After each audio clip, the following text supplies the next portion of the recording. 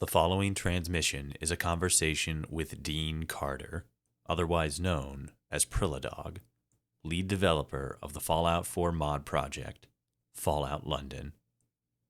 Having been in development since 2019, Fallout London to date stands as the largest, most ambitious mod project in the franchise history.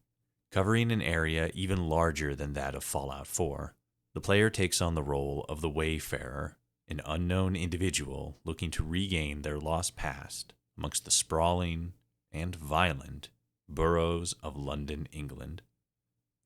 Over the course of our conversation, we talk about many different aspects of the Fallout London mod project, from its creative team to elements that we see in the game to the inspiration behind this crowning achievement in modding. This is the Atomcast, and I am its host, follower Toshi. If you enjoyed this episode, be sure to follow for future episodes and subscribe to our Patreon, where your monthly contribution will go towards improving the quality of transmission, as well as helping to decrease the time between uploads. As always, links to our Patreon, as well as guest socials, can be found in the description below. Be sure to leave a comment recommending creators that you'd like to see in future uploads. And now, without further ado, Dean Prilladog Carter. Hello. Hello. Okay. I'm sorry. I usually just kind of like start off with a question there. I've had a similar sort of issue where I like we'll start the interview and then I'll just let that like silence hang for editing purposes, and then people are like, "Sorry, do you say something? Do I just say something? What's happening here?" But no, like it's more so a pattern that I'm having here. So I think the first question I wanted to ask you was more so just sort of like a generalist inquiry thing that I've noticed in the game that I wasn't 1,000% like surprised that I saw it, but it stood out to me as, I don't know, it seemed kind of strange to me when I was playing Fallout London. Traveling around the game map, going through the story, this, that, and the other thing, you'll occasionally run into boxes that have an Amazon knockoff brand called Vaulzon. Am I pronouncing that correctly? Yeah, Vaulzon. What's the story with those? Because there's like a mod for Fallout 4 that does something similar. I can't remember if it's called Vaulzon specifically, but it's that same sort of thing. Yeah, that's actually the same mod. Okay. We got permission to use these. This was very early in development. We wanted to use something that was going to be representative of what we were going through.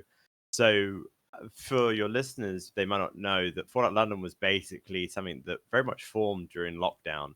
And during that time, especially in the UK, we had very harsh lockdown rulings. So we couldn't do that much other than just order Amazon. So when we saw this, we wanted to sort of reflect what we had gone through in development somewhat in the story. And we thought Vaulzon, which is obviously an amalgamation of Vault-Tec and Amazon, we thought it was like a nice cheeky way of putting that in. Some people like it, some people don't. It is what it is. If people want to mod it, which there is already a mod up to change it, that's fine. They can crack on and do that with our blessing. That's but fair. Yeah, we wanted to acknowledge what we had been going through, and yeah, I think it went very well, and it was very much a fun play, and it's made some of the terminal entries we've done with it really fun to write. So, does it have some sort of like in-universe lore behind it, like its inclusion, or is quite it literally a delivery company that delivers goods and stuff? If you go over towards Newham, you can actually find out as much because you can find the little shop where they have all of like where they hold everything, like their little warehouse. So you can find it all sort of around that area. Okay, that makes sense. Because yeah, it was one of those things that I just like saw and noticed and recognized as being a mod that was like, you know, its own standalone thing. And I'm like, okay, cool. They brought that in as, you know, more maybe not additional assets specifically, but they brought that in. And I'm like, that's I wonder if there's any sort of like deeper, you know, information behind it. Like, was it something that in early or pre-war London that people were just using more often. The resource wars, energy shortages, stuff like that. Were people ordering in more? The blue flu was going around, so it's like, was it hitting harder in London? Was it starting to pop up because London's a much denser country? Was it just a much bigger problem, so everybody had to start ordering out and stuff like that? So for things like that, it's best trawling through the various terminals that we've got in the world space. I don't want to give away too much because they are dotted around and they do have lore in them. So if anyone that, because it's obviously still brand new, people haven't read all the terminals yet, they will find out these sort of things in there. And if they don't find it in there, they will definitely be finding it in one of our upcoming patches, which is planning to add in some more lore in various locations. Because it was one of the feedbacks we got. People wanted to know more about the United Kingdom and the lore within it. So we're going to definitely be doing a sort of like an interesting NPC overhaul. So it'll definitely include more things based around that. So. You hear that, everybody? If you want to know the lore, you got to play the mod. Yeah, what a concept, right? Right. On that though, let's talk more about the mod in general. At this point, it's been, like a week and a half. I think about a week or so. Yeah. Yeah, since the mod went live and dropped and everything. What has all this been like for you guys in the 10 team? days already. That's shocking. I just checked because we dropped it on the 25th, and now it's the whoa. Yeah, okay. wow. And you guys have been working on it for like what, almost a decade at this point, right? No, not a decade. No, You're right, because you said you started working on it in COVID. My bad. I was thinking a different project. yeah, no, we're actually probably the youngest of the large mod projects, Mhm. and we were the first to finish. Not sure why. I won't say anything on how they run their projects, but I know that we have a very dedicated team of hard workers that we really wanted to get this out during relevance, and so we worked very hard to do that, but we managed to get where we wanted to go within about 4 years. So when I say realistically it's 5, we started in 2019, but we scrapped that entire year. That was what we like to in our team colloquially refer to as Fallout 1.0. Mhm. That will never see the light of day. It was awful in every way, shape, and form. It was just us bonking blocks together and hoping for the best. Then we restarted in 2020. Obviously, COVID and all that sort of stuff hit. And that is the mod that people are playing now. So Fallout London 2.0. And that's the one that I was the lead for from the start. So yeah. Was the original a similar sort of story and eventual, like would that original one have eventually gotten to the same place as Fallout London as we know now, or No, was it it? was awful. It was absolutely awful. I think the river, for example, in terms of its size of the river itself, was probably about the size of the river of the one by Sanctuary. Its Oh, scale was completely off. Everything about it was bad and wrong. And that that's the truth of these large projects is you have to kill your darlings. That's the saying in the industry, and you do because you're starting something for the first time, you don't really know what you're doing, and it turns out to be rubbish. you So, wanna share a little bit of behind the scenes on what the story for the original project was going to be? well, there was none really. It was just we were just trying to make something based in London, Hmm. and you didn't even think that far ahead. And I think that's the problem with a lot of these newer mods that start up is they might have an idea, they might have no idea. You've just got people with some semblance of skills, and you just try and bonk everything together and hope for the best. And it doesn't work. And I feel like a lot of people, after about a year or so, realize that and then they start again. And that is why that I've always stood on the stance that if you're doing one of these projects, you have to be prepared to have a year wasted because it's your learning year. You're not going to build Rome in a day. You're not going to paint the Mona Lisa overnight, so you're going to have these situations. So, yeah. Yeah. On that, can you elaborate a little bit more on like what the overarching story of Fallout London is? Because we I don't know, we know very, especially from like I mean, now that the mod's out and stuff, there's probably people who have finished it, 100%ed it at this point.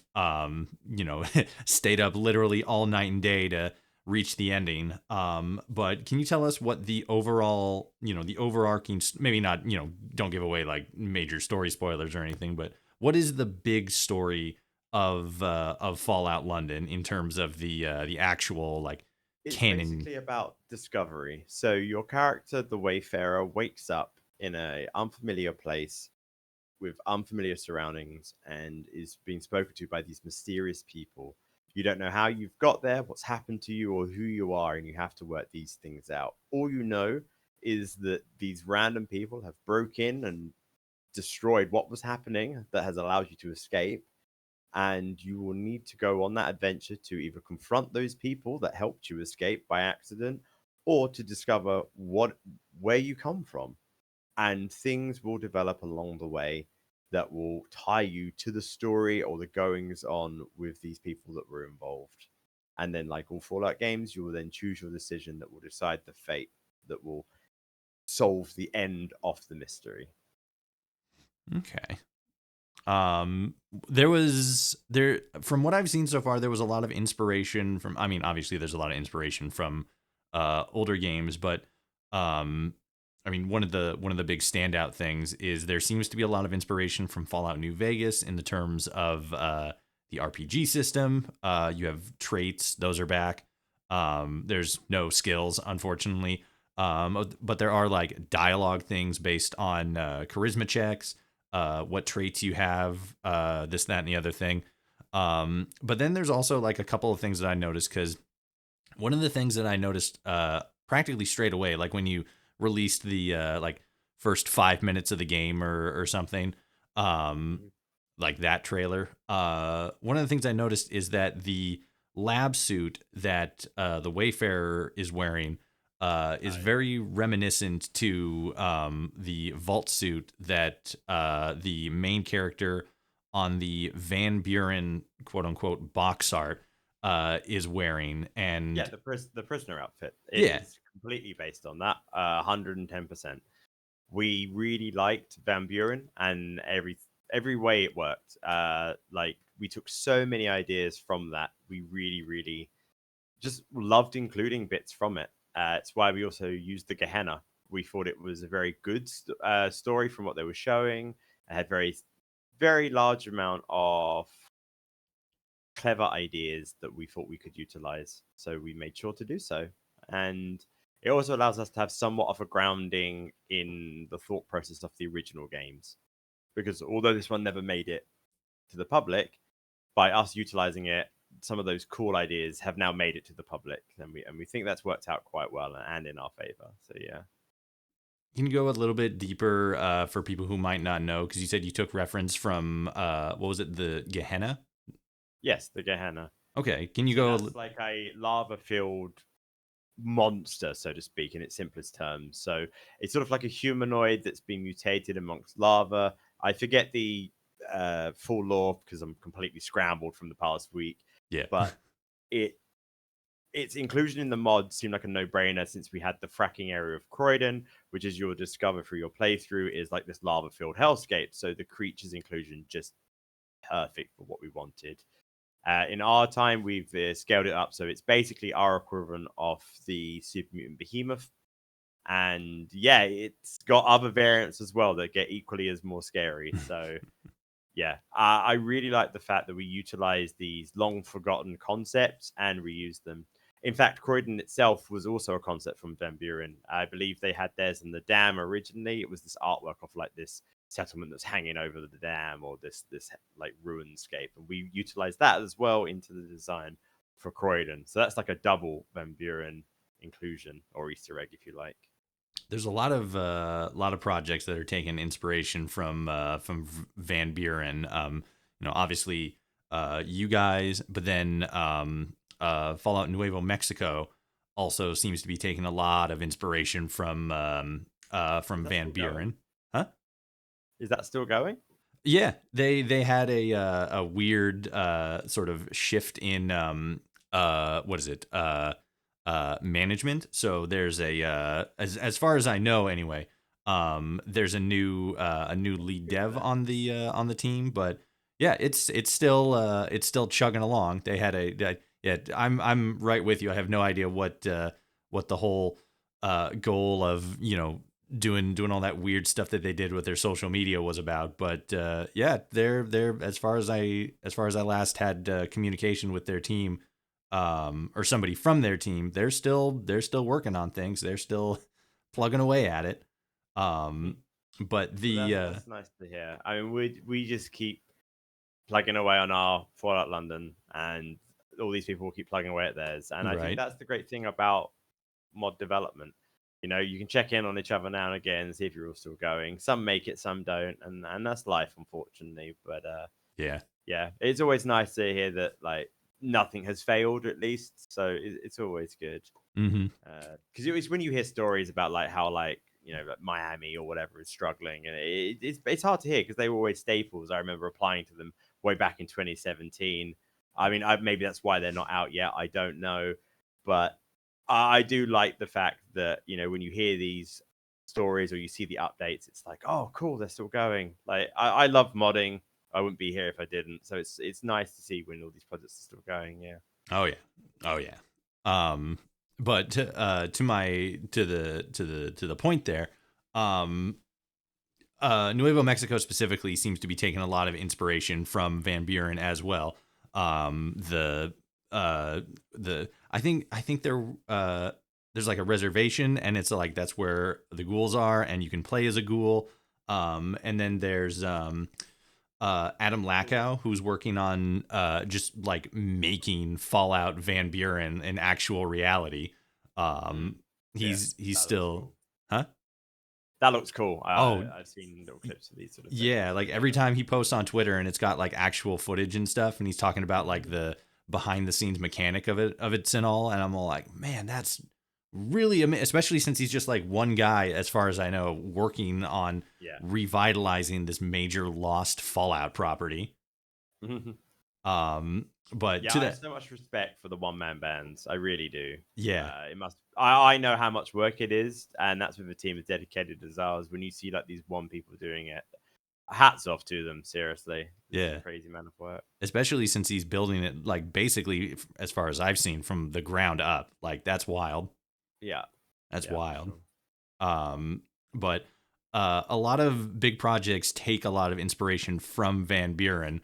Why do you think that is? What is the big draw and allure of Van Buren, and why do you think so many major projects are taking so much inspiration from that game specifically, as opposed to other major entries into the series? I think because, or at least I can speak for ourselves, was because the ideas are good, and it's it's one of the easiest ways I think to try and encapsulate something new that people haven't seen before, but also something that is historically grounded in the genre and the series itself. So the idea of the Gehenna, Mhm. for example, it never made it to the game, obviously, but we can reutilize that idea. So it also gives us some form of plausible deniability when people say like, "Oh, that's a stupid creature that would never exist." Well, actually, it does. This was an idea that they were going to do. So maybe that's why it's like a safer option. Mm. But also, I think just a lot of our team, at least, we just wanted to see what it would look like in the game, and it looks really cool. Like, here's the end of the day. The Gehenna is a really cool creature, and it's a good design. So when we utilized it, and then we saw it in game, we're like, yeah, now we can see it works. So that's cool. It's a similar sort of situation as oh geez, what was it? The Maypole from Fallout 4. Character artist Jonah Loeb for Fallout 4 Ah, designed yes, it was the yeah, giant yeah, the ghoul, wasn't it? 100-foot glowing one. Yeah.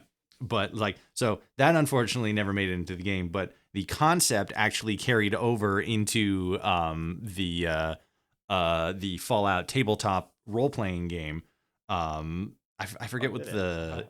I forget what the creature's name is. I think it's like Sister Rose or something like that, or Mother Rose. But it's the same basic concept. It's a 100-foot tall glowing one. That's Um, cool. Didn't know that. Interesting. yeah, I feel like a lot of people are sort of out on the loop on the tabletop role playing game specifically, which I mean, it's a video game, so having a a manual pen and paper game also in the same canonicity, because as far as I remember anyway, like Todd Howard and all the people at Bethesda are saying that the tabletop game is canon, or at least the story that they put out there is canon. Um, and it's interesting because there's so many like extra bits and pieces of the Fallout universe that are in like so many different places that are canonized, and they kind of like fall by the wayside. Obviously, Fallout London is an independent mod project, and it's not canon to Bethesda's timeline.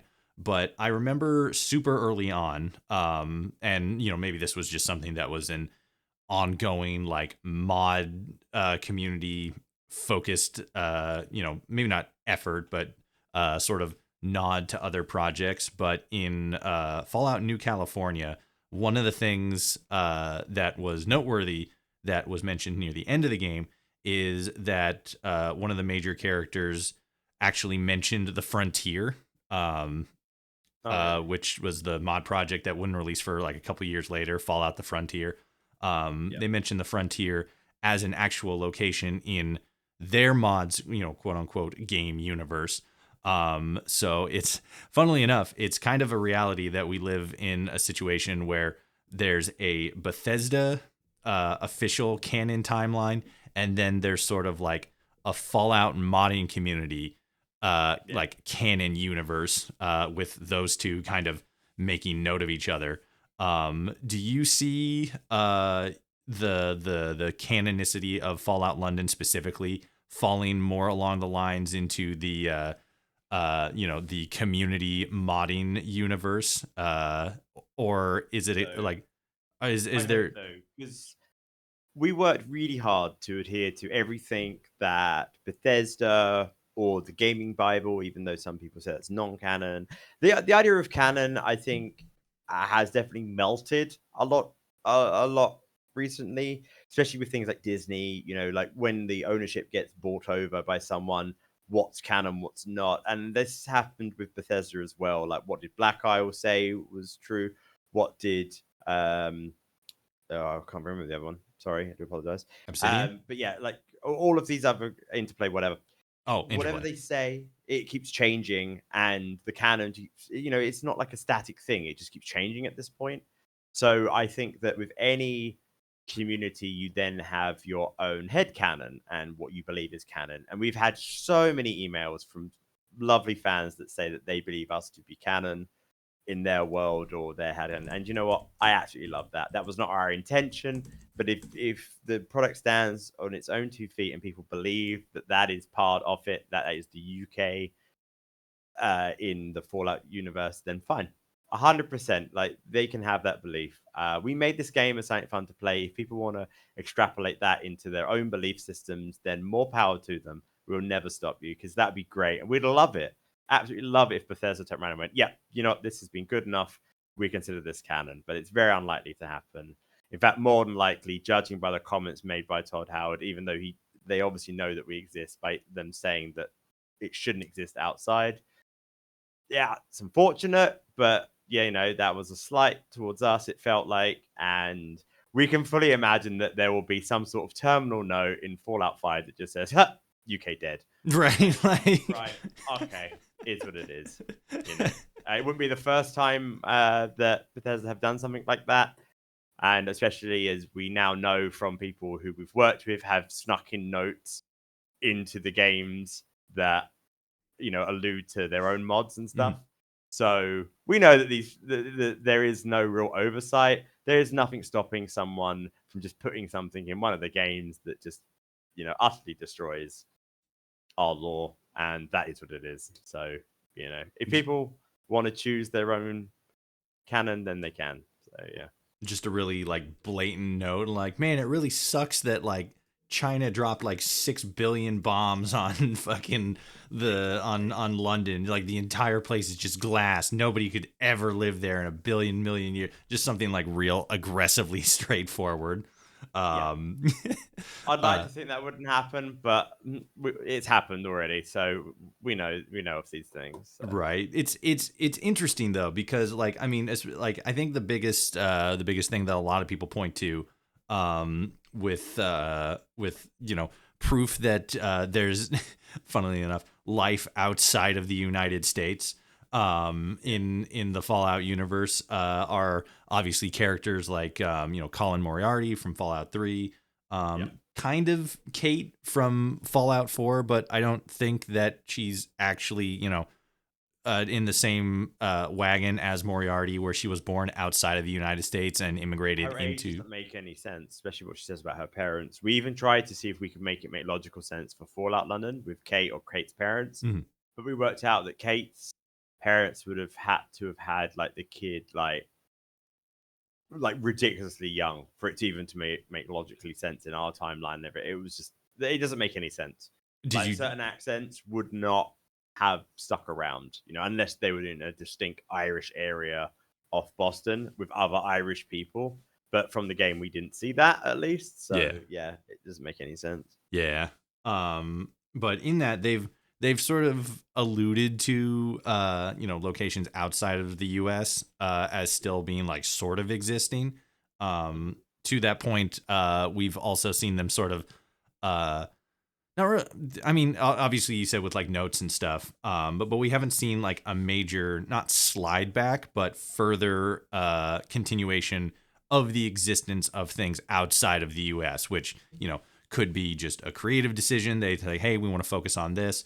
But one of the interesting things that I've mentioned before and that I've brought up in a past video is that um, with Fallout Prime specifically, because before the general understanding was that, old school Fallout stuff took place on the west coast of the US and new school Fallout took place on the east coast. But now that Fallout Prime by Bethesda is a canon thing, and it takes place on the west coast, there's the potential to open up into different avenues where it's like, okay, now Bethesda games can't or are most likely not going to strictly be on like the east coast of the United States. So we could see future canon stories take place in Montana, Texas. The fan favorite is San Francisco, especially based on all the like hints and theories that have been dropped over the ever since Fallout 4. San Fran will probably be the next one. Yeah, there's very strong evidence for it. But the point there is that it seems like Bethesda is sort of opening themselves up more to having Fallout games, like canon Fallout games, take place more so in just anywhere in the US.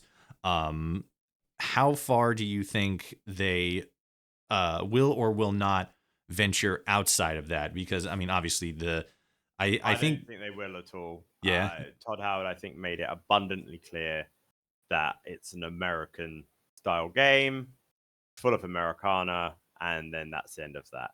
Do you see them? Do I agree with that? Absolutely not.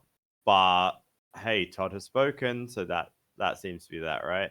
So Do you think that they're going to maybe, if not place, games set outside of the US, do you think they're going to incorporate more just like, tidbits of lore every once in a while on what's going on outside the US? Let's break it down. There's what, 50 states in the US? Yes. And how quickly do they create a game?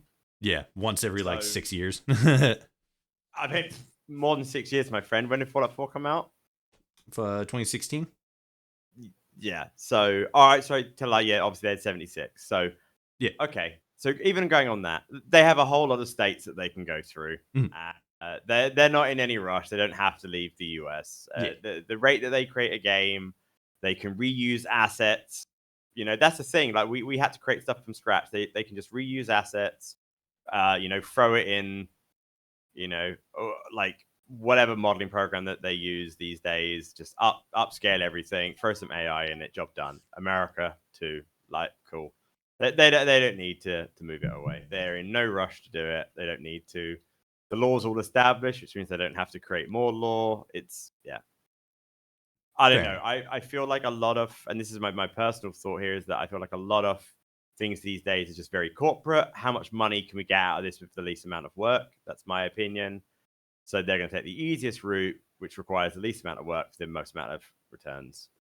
That's the corporate mandate. Very Fallout-esque, but hey, I just to answer your question, no. I feel like if anyone thinks that they're going to rock out with a Europe-based Fallout, I feel like pigs are going to fly first. Yeah, that also, especially if they said it in like London specifically, because it's like we literally already got that as a mod. What is happening? If they do decide to do something like that, I'll eat my hat. But right. yeah, I don't. Yeah. Yeah. I don't see it, my friend. On because you brought up generating like landscapes and stuff like that. One of the things that I found that was very interesting that I've noticed in London specifically is that there's a much, at least from what I've seen so far. Admittedly, I'm not not very far in the game. But one of the things that I noticed is that there's a lot more maybe not location specifically, like actual like settlements or landmarks or anything, but every once in a while you'll stumble upon like a broken building or like a double-decker bus that's like broken down and stuff like that. And there'll be areas where you can like enter into stuff. Like I can't remember which bridge it's in front of. I think it's Tower Bridge. There's a bus that's like fallen into the asphalt and stuff. And it's a space that you can actually like go into. There's the skeleton of the bus driver in there. I think there's one or two other skeletons, and then there's like stuff that you can get in there and grab. But it's a very small, tight, enclosed space, and I just thought that was really interesting because you could actually like go into that very small, tight space, and it was there's set dressing and stuff like that. How much of a focal point was that for Fallout London in creating those smaller locations, and why was that something that you chose to include into the game? Because as far as I can remember anyway, Fallout hasn't really created a whole lot, or Bethesda specifically hasn't created a whole lot of those like really small, tight locations. So what was the inspiration for you guys for a design aspect like that specifically? Well, with London, obviously, apart from your major locations you have, it's a lot of residential places, and that can get boring very, very quickly. So we wanted to try and make it so that the exploration was rewarding. And when I say exploration, I mean just like even finding little bits of junk still counts as exploration. I feel like that was perhaps a misstep on our behalf as well as a blessing, is that we really like the level design for like some of the little nooks and crannies that you can come across and find, and it shows a visual storytelling. That bus driver had all his little setup, and he crashed when the bombs went off or whatever. But we've noticed that there seems to be a reliance on this sort of like quick dopamine hit. So people keep going into, or we've got feedback where they go, "Oh, I went into this building, I didn't get a gun. Where's my reward?"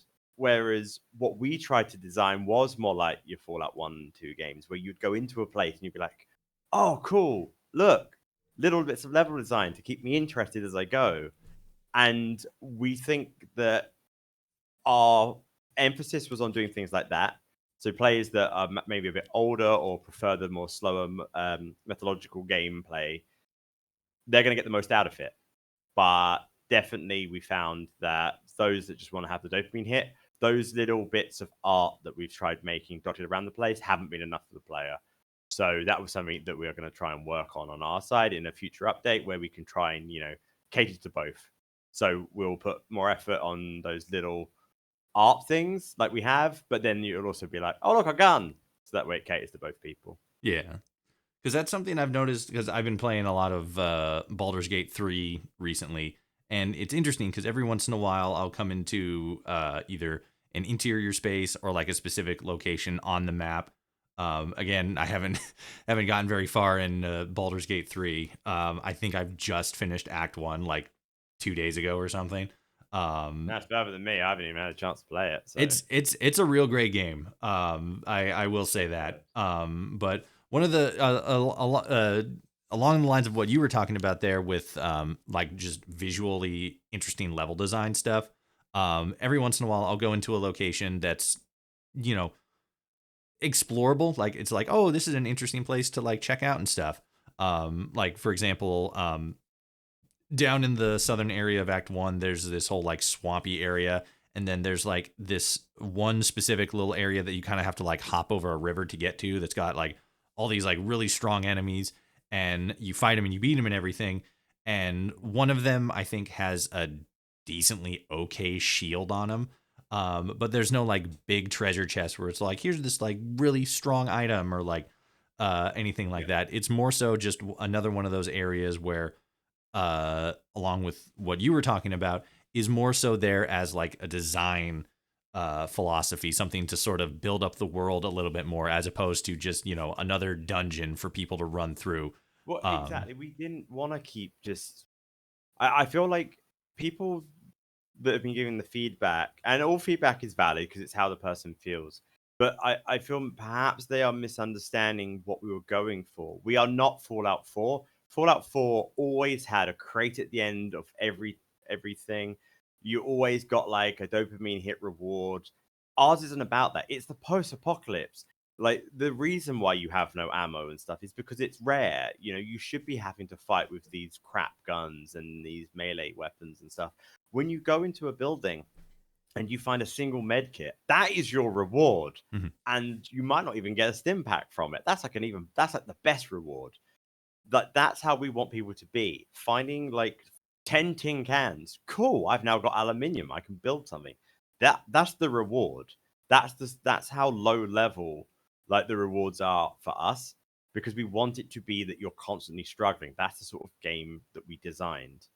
If you go into a cell, oh, I've killed 10 rad roaches, now I've got a minigun. Mhm. That's Fallout 4. We didn't want that. We didn't like that. So if you're going into this feeling like you're playing Fallout 4, you're not going to have a great time, I'm afraid. Like, this is for a mature way of playing, I feel. You know, it's about struggle, it's about the apocalypse, it's about scraping by. It's not about where's my power armor, where's my minigun, where's my, like, you're not going to get it. And if you want that, mod it in, but it'll Right. break how the game plays. So, you know. Because that was something I also noticed. The difficulty level on this, especially at like the, you know, the higher levels going into like very hard and even survival mode, are like brutally difficult. And I think a big part of that, specifically in the early stages, I think it's changed literally in the last 24 hours, because there was a lot of people talking about how there was a bug where the health at the beginning of the game was calculated incorrectly. So when I originally got and booted up the game, um, I would, you know, be leaving the lab and not have like leveled up or anything yet. And I think my health was at like 30. But then Yeah, when that was actually an issue with the scripting that we had done for it. It was calculating things incorrectly. Quite frankly, don't know how we missed that. It just got missed. We tested that, but it's the sort of thing when you're playing the same thing over and over again and you don't die, like you don't get jump scared anymore. Don't Mhm. forget, we only had a finite amount of people testing. So this is the first time it's gone out to the masses and people playing things differently. Mhm. You know, like we weren't getting jump scared anymore. When you've hit the jump scare for 50 times, you know where it's going to be, so you're not going to get caught off guard. So we just missed that it had miscalculated some of the health. We've since fixed that, but it was very weird because we were reading Reddit and a lot of people were saying that they loved how hard it was, that being one shot was a thing. It showed how desperate you are at the start. So now we're in like a rock and hard place where do we fix it and make it too easy? Or do we leave it where people complain it's too hard? So I think Callum has gone away and he's now found like a decent mid ground between the two. But yeah, that was definitely a thing when we were like, oh, oops, how did this happen? So, you know. Right. because especially on survival mode, because I was doing it on survival mode the other day for stream, and it was funny because I'm leaving the first area. I think I maybe died like a dozen times to just all the rad shrews in the beginning area because Well, one. there is a cure for that, by the way. Huh? You have to get good. Oh yeah, yeah. I should have done that. That's a user error on my part there. Admittedly, there is a bit of truth for that because I could have just ran forward, grabbed the cane that's on that body right in the train station, and then just use that, have a bit of a stronger melee weapon, and sneak a little bit better and shit like that. But like, You know, there's a pipe axe right in front of you when you walk through the door there's a that what? no one has found yet. Yeah, no one has found it. It's literally slightly hidden, but no one, not a single streamer, no one has found it. There's a what? A pipe? It's called a pipe axe, but yeah, it's a pipe that you can equip into like an axe basically, and It's what, in like the first right. room? It's opposite you, but no one's found it. Oh wow, I'm gonna have to look for that. That's really Yeah. cool. I love those like early design things because I was talking about that on stream as well. Like the when you enter the shard, the upstairs part of it where you got to take the elevator and then there's that note and like do it and you jump off and you're like, well, I did it. Yeah. It's I really That's like like a that. streamer's favorite. They love doing that, and it's It's like, it's oh, I don't know what I expected. it's Like, fantastic. Like, why didn't the game catch me? What the fuck? yeah. But I like design aspects like that where it's like you're at the beginning of the game. There's some, super rare item like in Fallout 4 with the cryolator.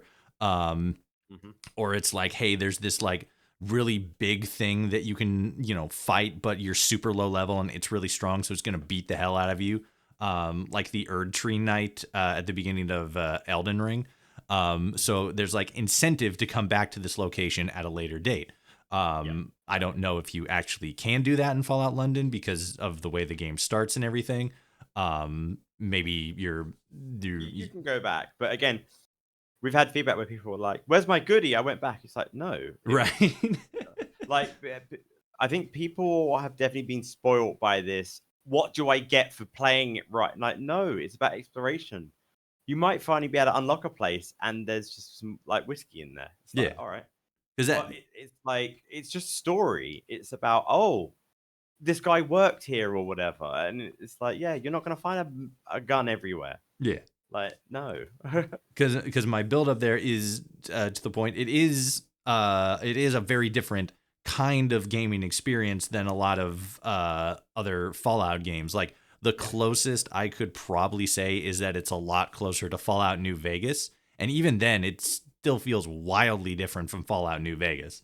Yeah. But me personally, I really like it because I like the challenge and everything. That was one of the things that I really enjoyed actually about having only like 30% health or 30 hit points at the beginning.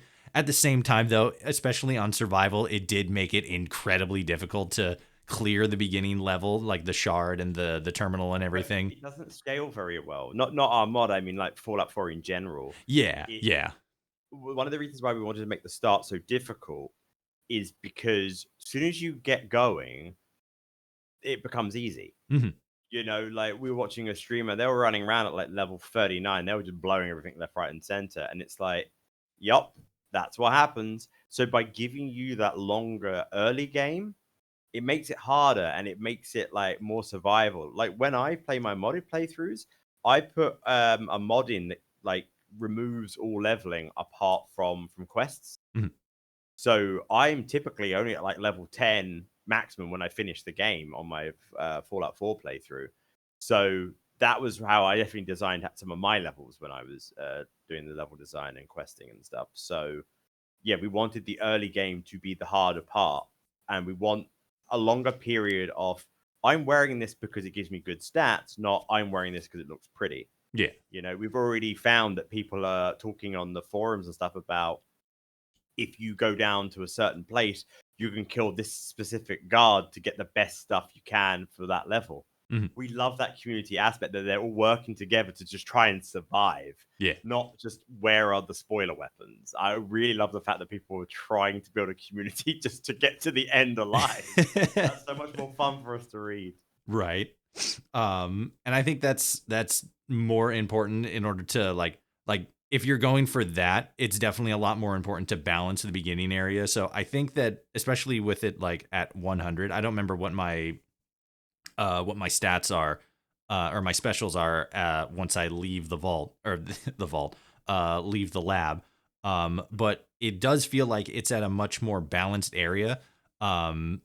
Especially for like level 1, having only 100 health feels a lot more forgiving in the sense because like especially if you want the game to be more punishing like off rip, you don't want it to be so punishing to where it's like, all right, I'm gonna have to like, stealth sneak or like just run away constantly in order to try to do anything at the beginning of the game. Obviously, there is places for that, especially in this game specifically. Like I remember going around the corner and then all of a sudden there was just like a bunch of these like dudes in tri-corner hats and like British Yeah. regular uniforms. I can't remember what they're like. What is that gang? They're in like a boat They or are something. Jack Tars. That was it. They're like next to London Bridge. And I just remember going around the corner and then all of a sudden they all show up and I'm like, oh, and then I just fucking book it in the other direction. Because, I'm only like level 2. I can't really do that much, especially since all I have is that cane that I got in the in the terminal. But that like extra bit of survivability and focus on that definitely has shaped the way, or at least it feels like that's the way the game was shaped around that. You said that especially with the first build, your intended goal was to just like make a world space based on London. Yeah. After that point, when you started getting into like the 2.0 version, which is the version we got now, was that still the core? Was it the focus on making a world space that looks and is as functionally similar to London, or was the core that challenging RPG aspect? We wanted to create a compelling story where you have to or will want to play through the mod, and that was our primary focus. With just how social media works, we knew that quite earlier on people were going to spoil how things work. So we knew that we couldn't have that as our only hook. We needed to have a interesting world space where even if the story isn't to your liking or you've done it once before, it also needs to have enough side content and enough of a fun world space in order to have you want to replay it. So it wasn't just, put everything into just one thing. There were so many other elements that we had to focus on. Whereas definitely when we were first doing stuff, it was all about just, oh, let's try and make something that looks like London. And obviously it didn't, so we Right. scrapped it. Yeah.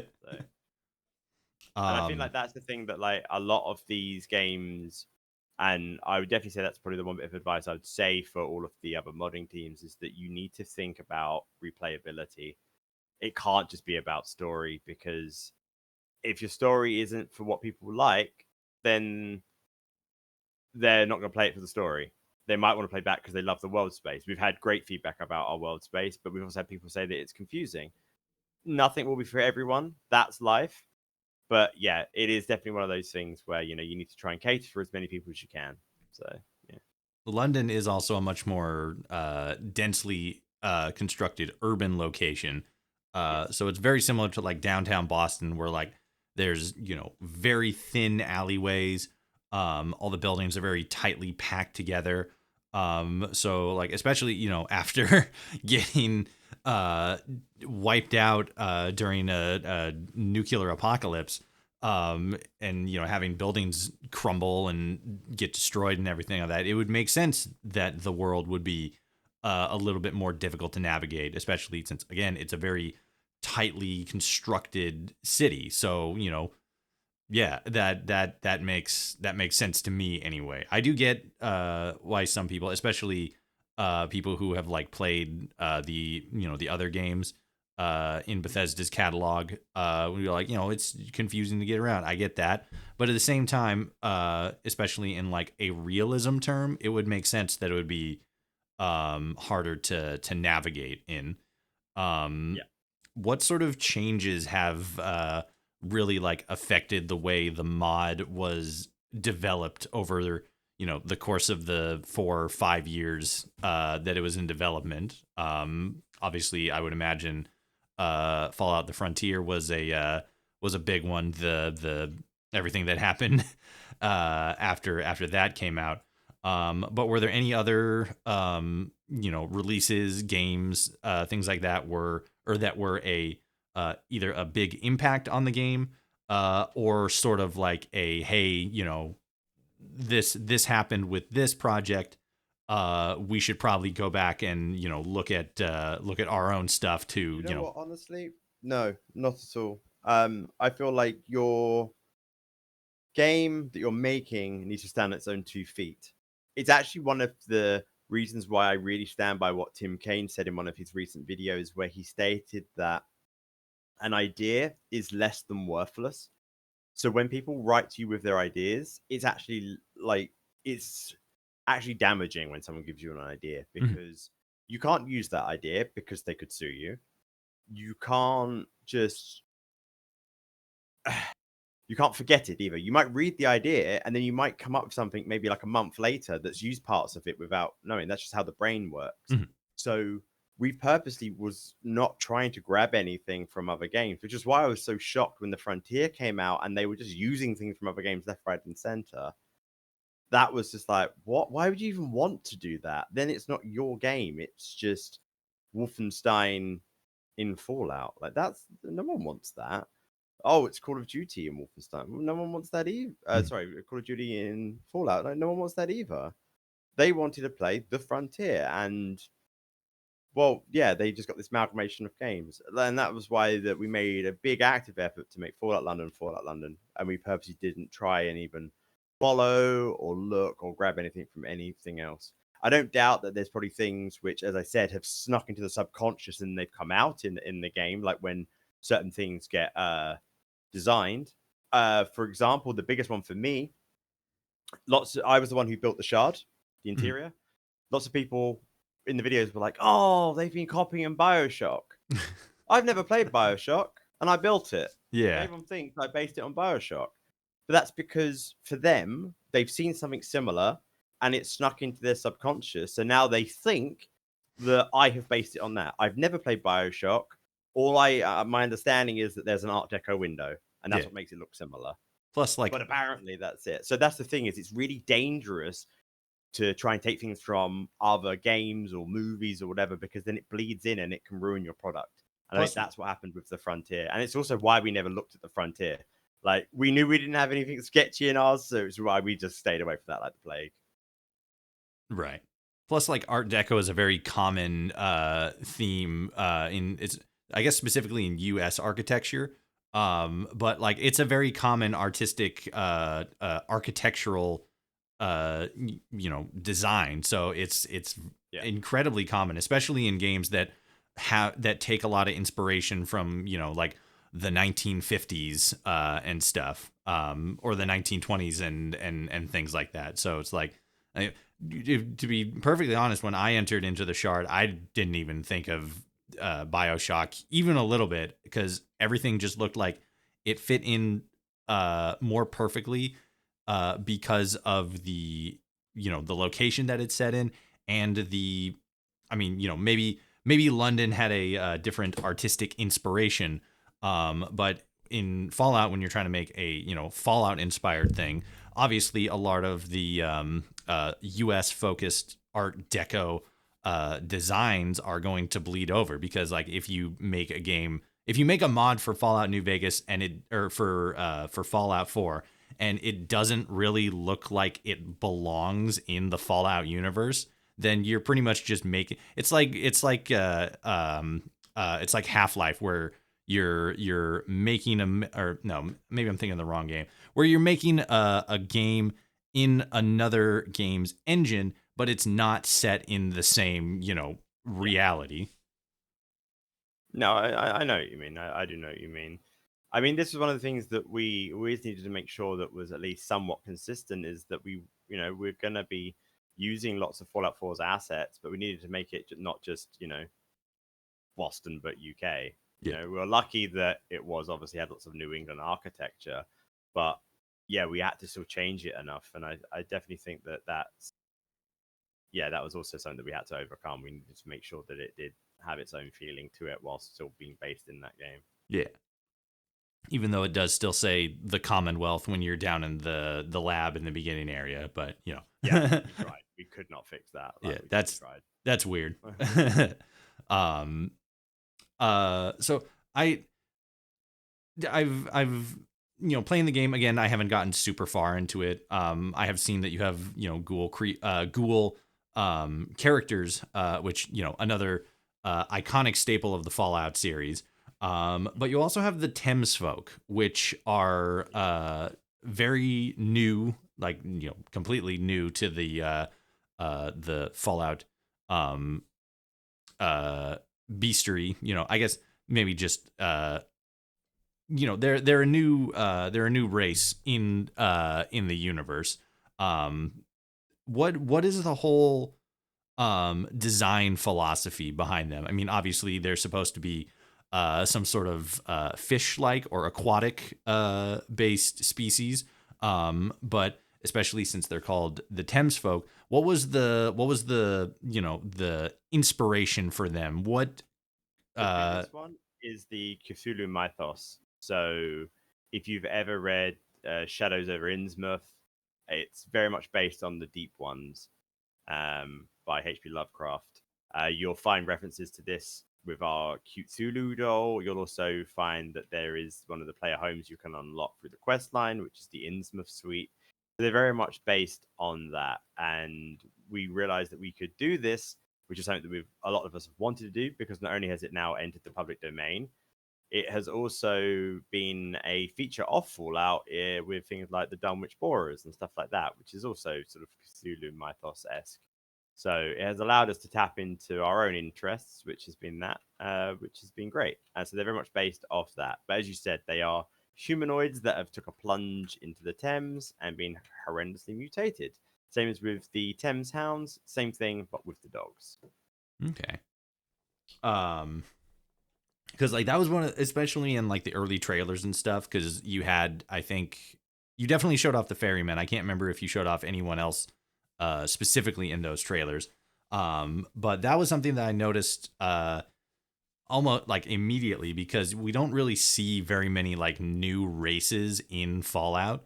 I think the last like new race, quote unquote, that we were introduced to is the mole miners. And there's, I suppose there could be an argument made about whether or not they're like an actual like sentient species in the same way that like ghouls or super mutants are. Because especially since they're always like introduced as being more along the lines of a lot of the other creatures in Appalachia. But there seems to be some sort of language or like culture associated to them that we normally associate with other sentient humanoid creatures. But in Fallout London, the Thames folk stood out almost immediately, because that would be obviously not canon, but that would be the first time we see a new humanoid species in a major Fallout mod. So was it just more building on the putting more Cthulhu mythos stuff out there into the game, or was there like an intention to deliberately add a new subspecies of humanoid into the game as sort of like a jumping off point? Great question. Glad you asked. I feel like for us, we definitely wanted to put some of our passion for the Lovecraftian aspect in, and this seemed one of the most logical and reasonable ways to do it. I think it also it allowed us to take a break from just using humanoid. Like there was a lot of humanoid based enemies in Fallout London, as in when I say humanoid, I mean more like gangs, Mhm. gangs, beefeaters, things like that. We wanted something that was humanoid in the sense that it's a different creature, but you can recognize it. Now, Bethesda have never released some of their tools that would completely allow us to create something completely new from scratch. Say what you want about the Tricoli in the Frontier, but at least they come up with something that was new. It was a different mesh, a different model, and it was cool, in my opinion, badly implemented, but cool. And I feel that was something that we wanted to do as well. And where the tools were not ready available to us, we could only do what we could. So we ended up with this sort of almost like original Doctor Who esque creature where they're like almost in a rubber mask kind of deal. Mhm. And that's what we wanted, and that's what we come up with. That's what we got, and we think it works because if you've watched any of the old Doctor Who stuff, you definitely get that vibes from these creatures. So, yeah. I'd completely forgotten about the trochili. It had just escaped my brain there. So thank you for bringing those up Probably for the because best. yeah. But I know the Frontier team and TG Spy definitely would like us all to do that. I've also noticed something else, and maybe this is just something that I haven't yet discovered. It's been a pattern so far ever since I think Fallout 3. I could be wrong. Maybe it's something that started in newer games. But ever since Fallout 3 and then going into like New Vegas and Fallout 4 and Fallout 76, we usually see either a new regional soda or a new flavor of Nuka-Cola added into the game in some form or fashion. Fallout New Vegas had Sunset Sarsaparilla. Fallout 4 started introducing all sorts of flavors of Nuka-Cola, grape, cherry, Nuka-Cola Dark, stuff like that.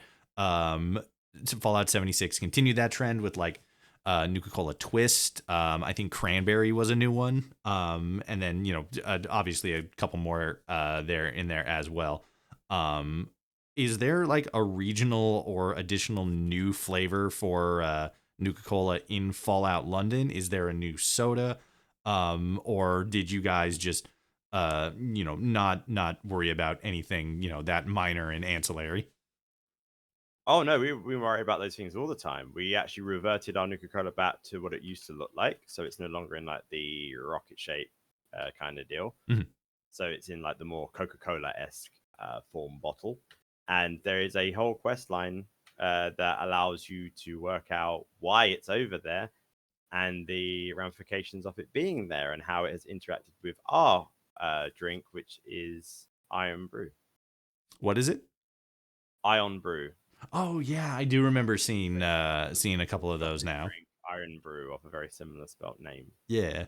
What's the I obviously because you said there's a whole side quest thing into how Nuka-Cola came over to London and competed against Ion Brew. Mhm.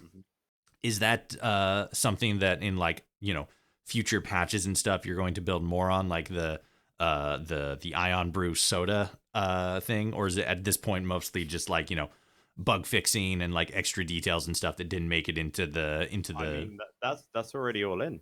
You need to play the game more, my friend. I do. That's already in. I gotta find time to get in there and actually, get beyond just, being introduced to the Thames folk. um, on that though, are there any like new features and stuff, or maybe so much so, stuff that you haven't or that you weren't able to get out, when the game shipped that you guys are going to be adding into the game? Or at this point, are you pretty much just focused on, tightening everything up and not worrying too much about adding additional stuff into what's already there? Well, the biggest thing at the moment is making sure that everyone can install everything correctly and they aren't having issues. That's our primary concern right now. When that is all done, then we'll be making sure that any of the future aspects that we have said that we were going to do or couldn't do are all actually in and sorted. Because we want to make this one of the best mods that there is, and we want people to have fun with that. So, yeah, we've a lot of things that we have planned, but at the same time, we're looking forward to putting a pin on this when it's all done, so we can move on to the next stage of our lives. Which, watch this space. Who knows what it will be? because we don't yet. Maybe it'll be an in development game company. Who knows? But yeah, it's exciting times ahead for us. I tell you that much. You start dropping DLCs for Fallout London, like The Sims. New clothing packs, As much $5. as I would love to, unfortunately, it's not gonna pay the bills. Yeah. So yeah, we need to look at other ways of making things work, I guess. Fair enough. What are some of the like big things that you wanted to include in Fallout London that you either couldn't because of time constraints, technology constraints, this, that, or the other thing, or just just in general? Like, what are some of the things that you wanted to include in the game, but for one reason or another couldn't? The biggest one was probably the rideable horses. Just we did manage to get them in to some aspect, but they were just so buggy. It would have been a detriment to the game, so we decided to scrap them. It's unfortunate, but yeah, we were not happy with how they were looking, and yeah, if we're not happy, people aren't gonna be happy. So yeah, Yeah. they got retired. What were some of the things that that we could have done with the rideable horses? Were they just going to be mounts that we can? The way, yeah, they would just be like mounts, but it was the way that they were just interacting with things. You remember how they used to run up the walls and stuff when you used to play Skyrim? Imagine that, like that working how it did. Now imagine every single surface in London has got like rubble on it, or like a small tree and stuff, or a car, which you don't have these issues in Skyrim, and even then it was buggy. Now imagine us trying to do it. Like you hit a car, your horse went to space, and it was just awful. So we were like, you know what? No, they didn't make it. There's a reason why I think they killed them in the lore. So yeah, I think you guys are taking this all too seriously because riding around on a horse and then you barely bump into a car and then all of a sudden you go flying. That's 90% of the reason people play Fallout games is just the wacky bugs and everything. yeah, true, but no, it doesn't look good. So yeah, we decided against that one. Fair enough. What are some of the like wackier things that that you included into the game that you're like really proud of or think are like really cool like inclusions? Definitely our train system. Mhm. I haven't seen anyone else do anything like that. I haven't seen Bethesda do anything like that. So yeah, I was very happy with how that came out, and I think Sunny Delight, the person who made that, did an absolute fantastic job at doing it. So Can you go a little bit more in depth into how the train system works?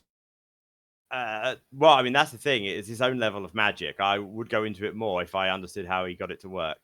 All Oh, I so know is that it's not a train hat. It's fully animated as it should be, and it works amazingly.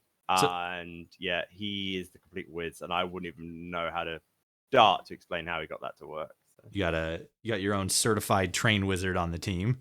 Yeah, exactly. That's But amazing. all I know is that it's animated, and it's not some weird train hat or whatever the hell that they did in the olden days. Yeah, in Fallout 3. Yeah, but it's all working properly. So yeah. Um, so one of the really big things that I've noticed, and that there was a bunch of articles and stuff put out about before the mod actually released, is that you got a lot of real huge names attached to this project. You got I forget his name. I think it's Neil Newark, the guy who played Astarion in Baldur's Gate 3. You got two of I was told this in chat actually when I was streaming the game. You have two of the original doctors from Doctor Who from like the 80s. And then you got what is it? A former member of the UK Speaker of the House. Yeah, Right? yeah. So what, Yeah. especially that former Speaker of the House there, because that's, I mean, the Venn diagram for voiced a a character in a mod project and worked in government is a very thin one. There's not many people that fall into that middle section there. So how did you get like all? I mean, maybe not how, but like these huge names attached to your project. How did all that come about? People be surprised what we can get by asking. I'll tell you that much. Not even just asking. I definitely want to double back on what I said before. It's like you Rome wasn't built in a day, but build it and they will come. And yeah, we literally had Neil Newborn, for example, reach out to us. He was like, I want to be a part of this. It seems good. We actually extended the Barry Boat quest. Originally, it was just the transport method, but we actually gave it its own quest because Neil asked for more stuff to do. He really enjoyed the character, which is great. And yeah, just more and more of that. And when we were like just pitching the idea, like we had to explain what Fallout was to John Burkow, who's the Speaker of the House. And yeah, he was like, oh, is this like a corporate entity? Blah, blah, blah. Here's my rates. And we're like, no, it's a volunteer team. We've been working very hard. He was like, sure, sounds fun. And then just sent over the voice lines. Like, yeah. That's wild. It's amazing what you'd get. I don't know why other teams haven't tried to do it.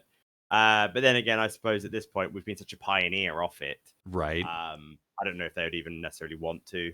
Because then it's like copycatting. I don't know. It's each their own. No. It's also kind of like a cultural thing. Like it's probably a lot easier for you as a British citizen to go to your government and be like, "Hey, do you want to do this fun thing with us?" As opposed to us here in the U.S., where we already have a massively low likability of our own government. So I don't think there's exactly many people knocking on their House representative's door and be like, "Do you want to be in a mod project?" You're like, "Why? You guys hate me." I mean, you never know. You never know. Exactly. Have you messaged the president and asked? Right. Joe Biden, you want to be in my Fallout mod? Yeah, I mean, have you done? No. Right. But, like the thing is, like, well, because they'll say no. Well, do you know? Ask them. Yeah. Do it's that simple. Like, at the end of the day, if you ask someone the answer, maybe they swear at their face and they tell you to F off. Yeah. That's a no. Like, at the end of the day, if you ask, it's yes or no. But some people, they just don't have the courage to ask. And if you ask and you get yes, amazing. Then we've got all these people in the mod. Yep. And you know what? That works both ways. Maybe they want to be in your mod. Maybe because this has been well received, there are now other people that maybe want to break into doing certain things, but they're shy and they don't know how to do it. Neil Newborn reached out to us and said, "Can I be in your mod?" And it was like, "Sure, yes, of course." But he asked us. We didn't ask him, so it works on both sides. So, yeah. I have a buddy of mine. I live in Portland, Oregon, here in the United States, which is it's where Ropey's from. I know. Yeah. It's got a very it's got a very strong like indie film vibe. There's a lot of independent filmmakers that work here. And it's sort of like, the like if you can't get into like LA or London, you kind of like rattle out, and if you can't get into LA and you can't get into Georgia, then you maybe kind of start to consider Portland. But in to that point, I have a buddy who's in the film industry here. I've done some stuff in the independent scene here. He at one point was working on a project, and I can't remember if he reached out and got him interested and on board, and then things just fell through, or if it's something that like he wanted to reach out and get him on board.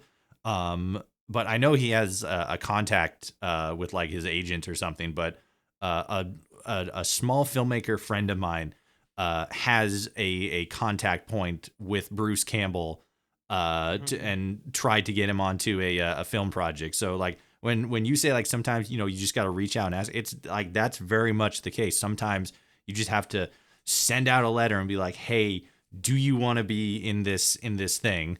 Because like especially when it comes to the person themselves, like don't bother going through an agent. Like we tried getting Ron Perlman to read the intro, and we couldn't get past his agent. The agent was like, no, and it's like, okay, well, we'll have to try. Right. But we know for a fact that like if we actually managed to get hold of him directly, yeah, he might have said yes. Yeah. But instead we got Valdemort, who did what we actually have in the mod, and I wouldn't actually have it any other way. I think they did an absolutely fantastic job. So who is the guy that did the intro bit? Guide to Warhammer. He's a YouTuber who does Warhammer videos. Oh, and yeah, I think he did really, really, really good. Nice. He sounds so incredible. This might be a really a really niche reference here, but he sounds so very similar to the narrator from the Babe Pig in the City movie. That is a very specific reference. I Yeah. can't comment on that.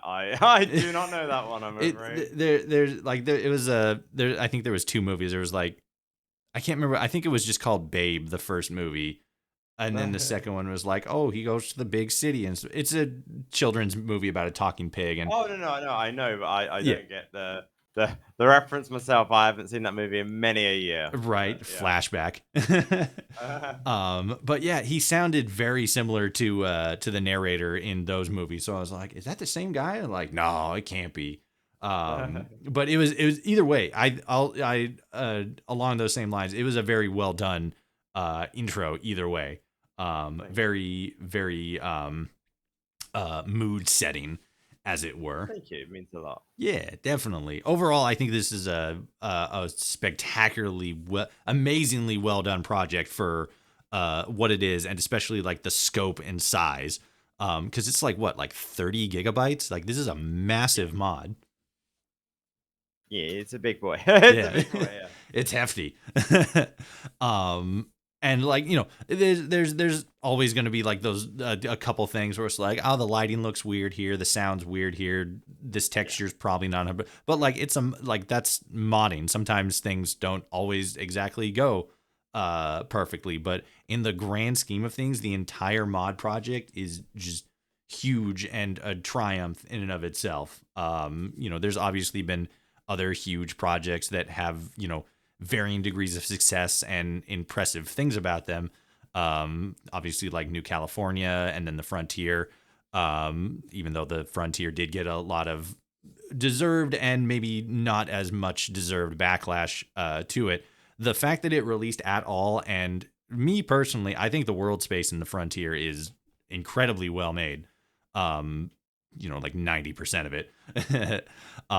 But to London's point, the fact that it's kind of gone not above and beyond, but like been able to like reach the height that it has is like nothing short of phenomenal. Fallout modders are just continuing to prove that they're some of the most talented people on the internet.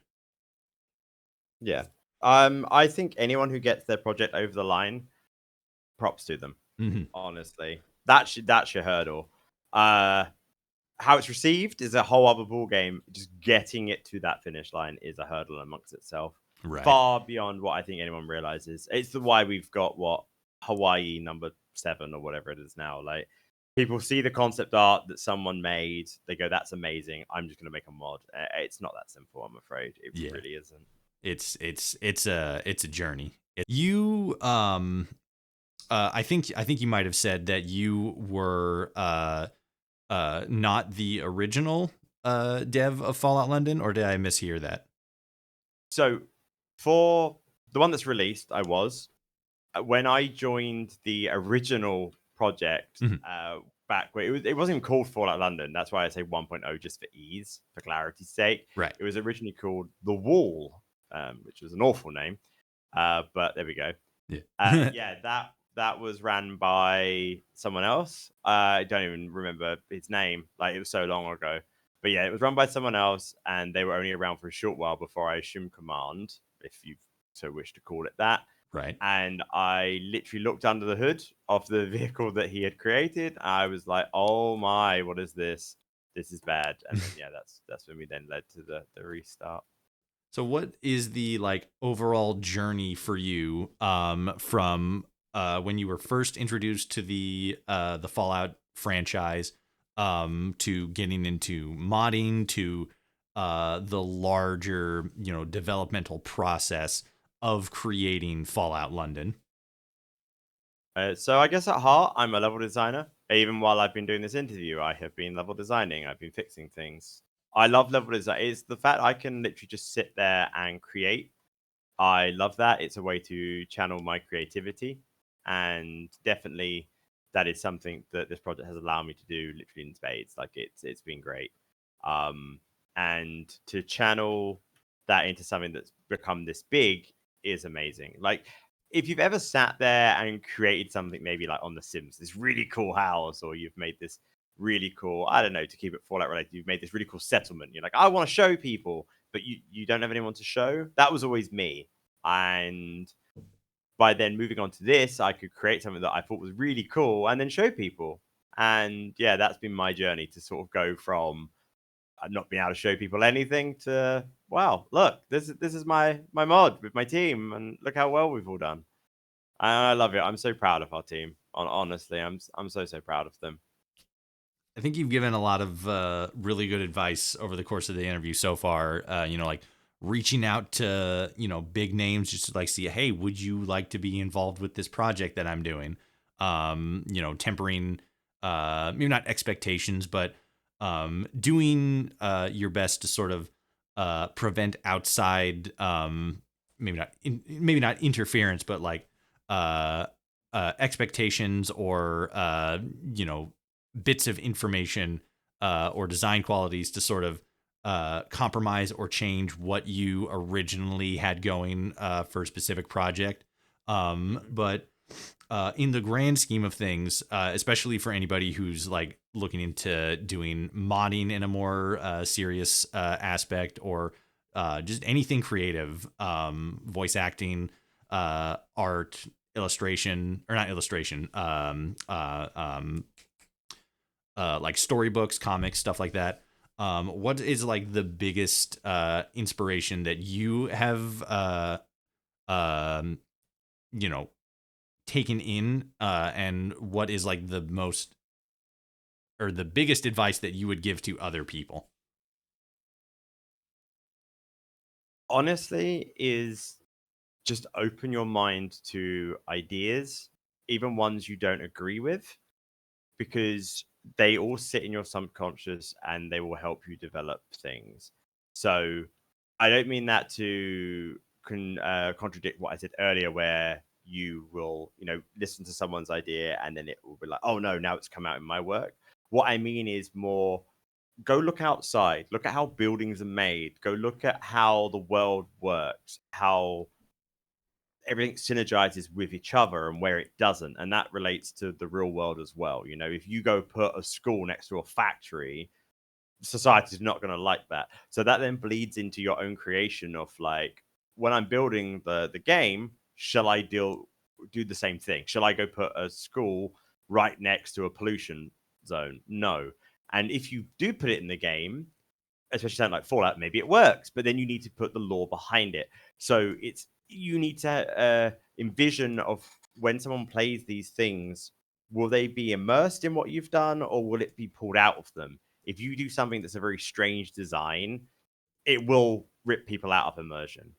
And I say the Thames, for example, that needs to feel immersive to the world. If it doesn't, then you're like, why are these fish people talking to me? I don't know what the hell's going on with them. Why do I care about what's going on with them? So you need to cover all of your bases to make sure that your ideas and stuff make sense, I feel.